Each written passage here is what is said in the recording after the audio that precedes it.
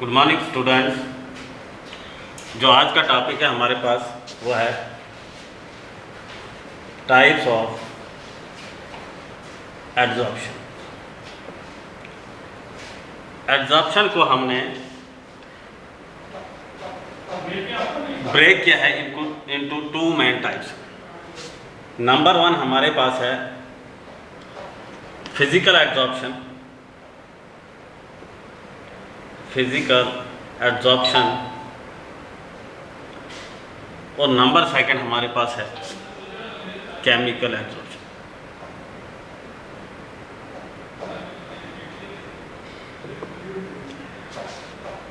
तो physical adsorption जो है इसको हम बोलते हैं साइकोसॉर्प्शन, फिजिसॉर्प्शन, इसको हम आर लिखते हैं।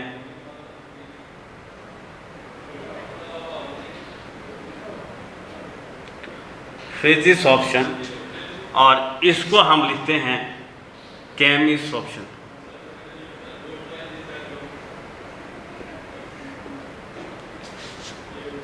Types of adsorption. एड्जॉर्प्शन दो टाइप की है, एक है हमारे पास फिजिकल एड्जॉर्प्शन और दूसरी हमारे पास है केमिकल एड्जॉर्प्शन। फिजिकल एड्जॉर्प्शन को हम साइकोसॉर्प्शन बोलते हैं और केमिकल एड्जॉर्प्शन को हम केमिसॉर्प्शन बोलते हैं। तो अब हम यहाँ पे डिस्कस जो करेंगे वो हमारे पास है फिजिकल एड्जॉर्प्शन। तो पहले हम फिजिकल एड्जॉर्प्शन को देखेंगे कि फिजिकल एड्जॉर्प्शन क्या होता है। फिजिकल एड्जॉर्प्शन में क्या होता है, molecules are held by weak van der Waals force. तो पहला पॉइंट हम लिखेंगे फिजिकल एड्जॉर्प्शन में molecules are held by weak van der Waals force. पहला पॉइंट है molecules are held by weak van der Waals force. Means कि अगर मेरे पास ये कोई सरफेस है, ये मॉलिक्यूल्स यहाँ पे आ रहा है और इस सरफेस के ऊपर चिपक रहा है। मॉलिक्यूल्स आ रहा है, इस सरफेस के ऊपर चिपक रहा है, मगर इस मॉलिक्यूल और सरफेस के बीच में जो फोर्स होगी वो हमारे पास वीक फोर्स होगी। अगर हमारे पास यहाँ पे वीक फोर्स है तो इसका ये मतलब है कि यहाँ पे बॉन्ड जो है मॉलिक्यूल और सरफेस में बन रहा है, कौन सा बॉन्ड है, वीक बॉन्ड बन रहा है। अगर वीक फोर्स है तो वीक बॉन्ड बन रहा है। तो अगर वीक बॉन्ड बन रहा है और जब वीक बॉन्ड बन रहा है तो आपको पता है उसमें क्या होता है, लेस एनर्जी रिलीज होती है। जब हमारे पास वीक बॉन्ड बनेगा तो लेस एनर्जी रिलीज होगी। तो हम इसमें लिख सकते हैं less energy is release.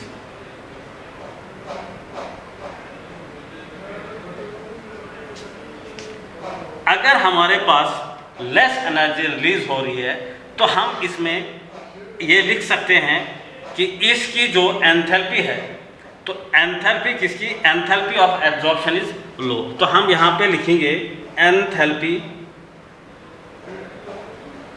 Of absorption is लो। ये एंथैल्पी क्या चीज़ है, enthalpy means energy released, energy released during adsorption.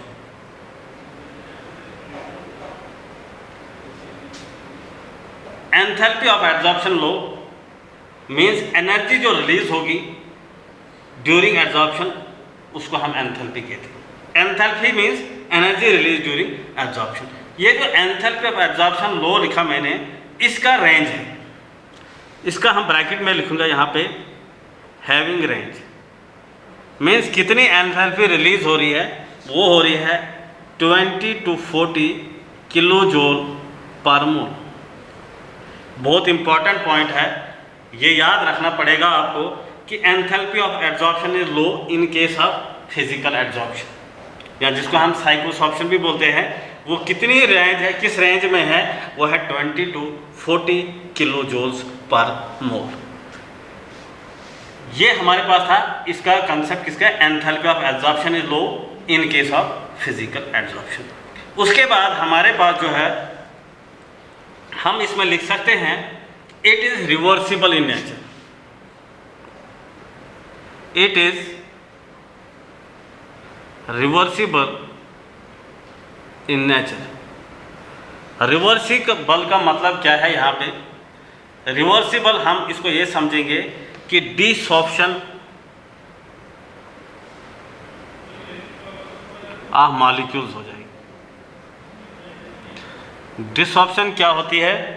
Means की removal of particle from the surface, removal of particles from the surface. It is reversible in nature. Reversible का मतलब क्या है? Desorption is easy. Desorption लिख सकते हैं, आप ये भी लिख सकते हो डिसऑप्शन इज इजी। डिसऑप्शन का मतलब ये है removal of particles from the surface. Means कि अगर मेरे पास यहाँ पे कोई सरफेस है,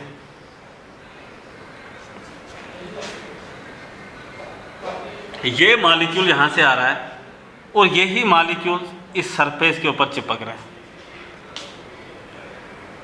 जब ये मॉलिक्यूल चिपक रहा है तो हमने क्या किया? अगर मैं सरफेस को थोड़ी सी हीट दूँ, थोड़ी सी हीट दूंगा तो ये मॉलिक्यूल्स जो है ये सरफेस के साथ क्या है? एब्जॉर्प्शन की है इसने, मगर कौन सी है? इसमें फोर्स कौन सी है? वीक है। और कौन सा है? वीक बॉन्ड बनाया है। जब थोड़ी सी एनर्जी मिलेगी तो मॉलिक्यूल्स का जो अपने बॉन्ड की एनर्जी होगी, जब उससे ज़्यादा हीट मिलेगी तो ये मॉलिक्यूल्स यहाँ से रिमूव हो जाएगा, इवापोरेट हो जाएगा यहाँ से।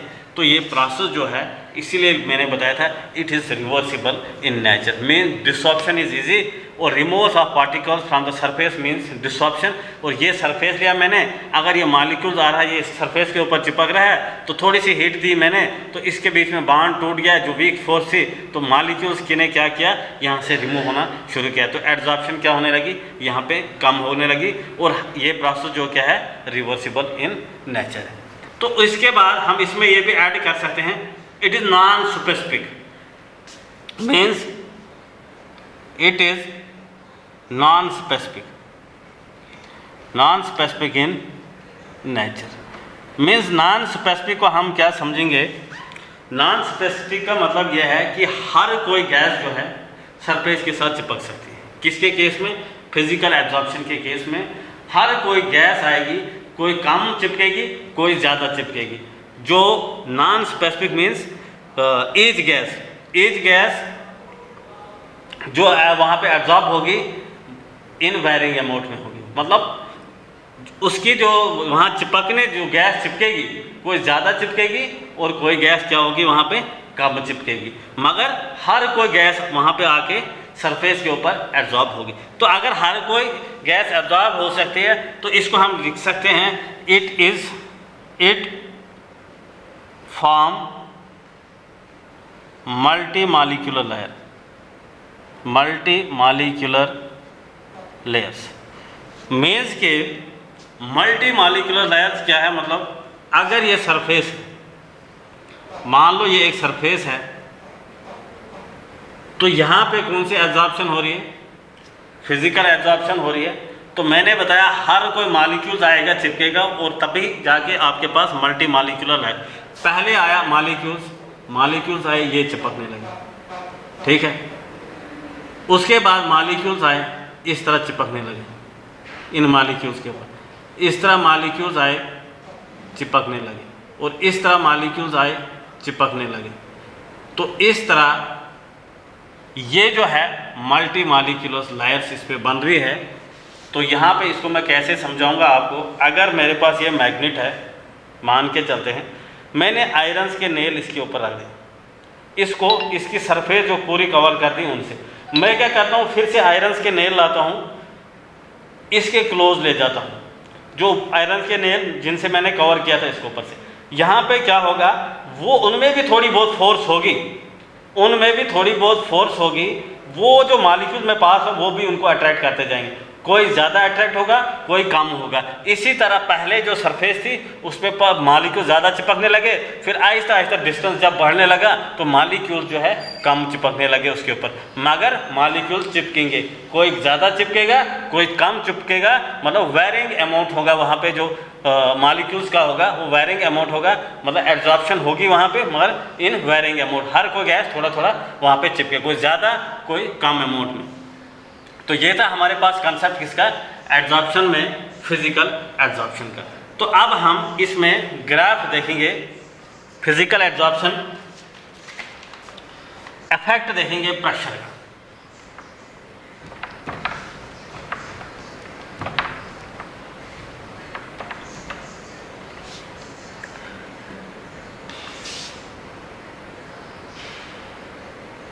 effect of pressure of gas।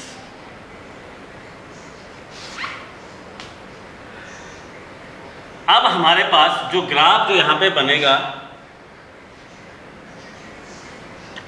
वो मैं बनाऊंगा x/m और प्रेशर के अगेंस्ट। x/m क्या हमारे पास, वो हमारे पास है extent of absorption, extent of absorption. यहाँ पे ग्राफ कैसा बनेगा, ये इस टाइप,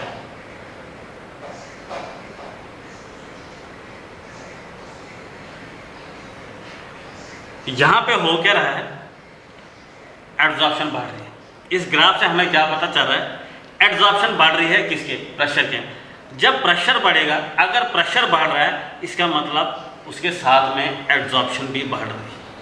वो क्या, इसको हम कैसे समझेंगे, मीन्स कि अगर ये मेरे पास सरफेस है, मैं यहाँ पे मॉलिक्यूल जो है इस सरफेस के ऊपर फेंक रहा हूँ, जब मैं प्रेशर से फेंक रहा हूँ तो एब्जॉर्प्शन, कुछ मॉलिक्यूल यहाँ पे एब्जॉर्ब होंगे, उनकी एब्जॉर्प्शन होगी इस सरफेस के ऊपर। अगर मैं ज़्यादा मॉलिक्यूल्स फेंकूंगा तो ज़्यादा एब्जॉर्प्शन होगी। इसका मतलब अगर जितना ज़्यादा मैं प्रेशर बढ़ाऊंगा, जितना प्रेशर बढ़ाऊंगा उतनी ही ज़्यादा क्या होगी, एब्जॉर्प्शन होगी। तो ये ग्राफ हमारे पास, ये कर्व ऐसे बनेगा, ये ग्राफ रहेगा हमारे पास effect of pressure of gas. उसके बाद हमारे पास है, हम देखेंगे इफेक्ट ऑफ टेम्परेचर। टेम्परेचर का क्या इफेक्ट रहेगा, इफेक्ट ऑफ टेम्परेचर। अब हमने टेम्परेचर का इफेक्ट देखना है। मेंस के हमारे पास ग्राफ जो है वो हम बनाएंगे x/m और टेम्परेचर। यहाँ पे ग्राफ क्या बनेगा, यहाँ पे एब्जॉर्प्शन जो है वो बिल्कुल डिक्रीज हो जाएगी। वो कैसे डिक्रीज होगी, अगर मैं यहाँ पे ये सरफेस लेता हूँ,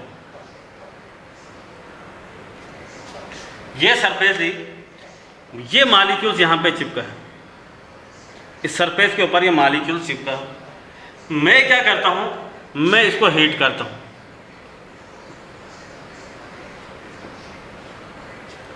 सरफेस को हीट करता हूँ। जब सरफेस को मैंने हीट किया, यहाँ पे क्या जो मॉलिक्यूल्स था वहाँ पे इसने रिमूव करना शुरू कर दिया। यहाँ से ये बॉन्ड जो है ये हीट की वजह से टूट गया और यहाँ पे जो मॉलिक्यूल्स थे वो हमारे पास क्या, रिमूव करने लगे।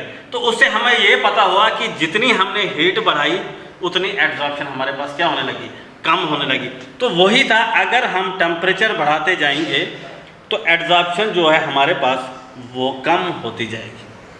अगर मॉलिक्यूल चिपके भी है, हमने हीट किया, टेम्परेचर दिया, टेम्परेचर से क्या हुआ, एब्जॉर्प्शन कम हो जाएगी। ये बॉन्ड जो है यहाँ पे टूट जाएगा, जो सरफेस के साथ बनाया है इस मॉलिक्यूल्स ने, ये टूट जाएगा और ये क्या हो, यहाँ से पार्टिकल क्या करेंगे, रिमूव करना शुरू कर देंगे, एब्जॉर्प्शन कम होगी। इसी का मतलब यही है, अगर हम टेम्परेचर को बढ़ाएंगे तो एब्जॉर्प्शन क्या होगी, हमारे पास कम हो जाएगी। तो ये थे हमारे पास इसका एब्जॉर्प्शन जो था हमने पढ़ा, फिजिकल एब्जॉर्प्शन। तो फिजिकल एब्जॉर्प्शन में हम इसको फिर से रिवाइज कराता हूँ मैं, साइकोसॉर्प्शन बोलते हैं। तो इसमें पहला पॉइंट था जो हमने पढ़ा था, molecules are held by weak van der Waals force. तो मॉलिक्यूल्स के बीच में क्या थी, weak van der Waals forces थी। मैंने आपको समझाया भी था, अगर ये सरफेस है तो ये मॉलिक्यूल्स यहाँ पे चिपक रहा है, इसके बीच में फोर्स कौन सी होती है, वीक फोर्स। वीक फोर्स है, मॉलिक्यूल सरफेस के साथ चिपका है, एब्जॉर्प्शन हुई है, मगर किस बॉन्ड कौन सा बना है, वीक बॉन्ड बना है। तो इसका मतलब अगर वीक बॉन्ड बनता है कब है, जब लेस एनर्जी रिलीज होगी। तो यहाँ पे मैंने बताया था लेस एनर्जी इज रिलीज। तो उसके बाद अगर लेस एनर्जी रिलीज होगी तो मैंने बताया था वहाँ के एंथैल्पी जो होगी, enthalpy of absorption is low. Enthalpy low होगी। एंथैल्पी क्या थी, means enthalpy energy release. Enthalpy क्या है, एनर्जी रिलीज ड्यूरिंग एब्जॉर्प्शन। तो एनर्जी जो रिलीज हुई वो लो हुई, उसका रेंज मैंने आपको बताया था 20 to 40 किलो जूल्स पर मोल। ये बहुत इंपॉर्टेंट है, इस चीज़ को आप नोट कर देना और अपने जहन में बिठा देना कि एनर्जी कितनी रिलीज हुई, 20 to 40 किलो जूल पर मोल। तो उसके बाद मैंने बोला ये रिवर्सिबल है, बहुत ही इंपॉर्टेंट पॉइंट था। ये अगर सरफेस थी, ये मॉलिक्यूल आया यहाँ पे चिपका इस सरफेस के ऊपर, अगर मैंने इसको हीट किया, थोड़ी सी भी मैंने इसको हीट दी, तो मॉलिक्यूल्स क्या करना, अपनी जगह छोड़ के ये भागने लगा। इससे ये हुआ कि यहाँ पे क्या हुई, एब्जॉर्प्शन कम हुई। पहले आया चिपका, फिर चले गया, फिर से आएगा चिपकेगा, फिर से चले जाएगा। इसका मतलब ये प्रोसेस क्या था हमारे पास, ये रिवर्सिबल था। कौन सा, फिजिकल एब्जॉर्प्शन के केस में प्रोसेस जो हमारे पास है रिवर्सिबल है। और मैंने बताया ये नॉन स्पेसिफिक है। नॉन स्पेसिफिक मीन्स हर कोई गैस यहाँ पे सरफेस के ऊपर चिपक सकती है। हर कोई गैस सरफेस पे चिपकेगी, कोई ज़्यादा चिपकेगी, कोई कम चिपकेगी। गैस जो चिपकेगी वो हमारे पास वेरिंग अमाउंट में होगा, वेरिंग अमाउंट में एब्जॉर्प्शन होगी वहाँ पे। और अगर वेरिंग अमाउंट में होगी तो हम उसमें लिख सकते हैं it form multi molecular layers, जो मैंने यहाँ पे दिखाया multi molecular layers. Means multi molecular layer, gas आएंगे, पहले एब्जॉर्प्शन होगी, ऐसे ऐसे वो काम ज़्यादा होगी, उसके बाद मॉलिक्यूल्स आएंगे कम होंगे, क्योंकि ये जो मॉलिक्यूल्स बाद में भी आएंगे इनको अपनी भी फोर्स कुछ होगी, तो वो थोड़ी बहुत फोर्स के साथ इसके साथ चिपकते जाएंगे। और यहाँ पे ये इस टाइप की एब्जॉर्प्शन होगी।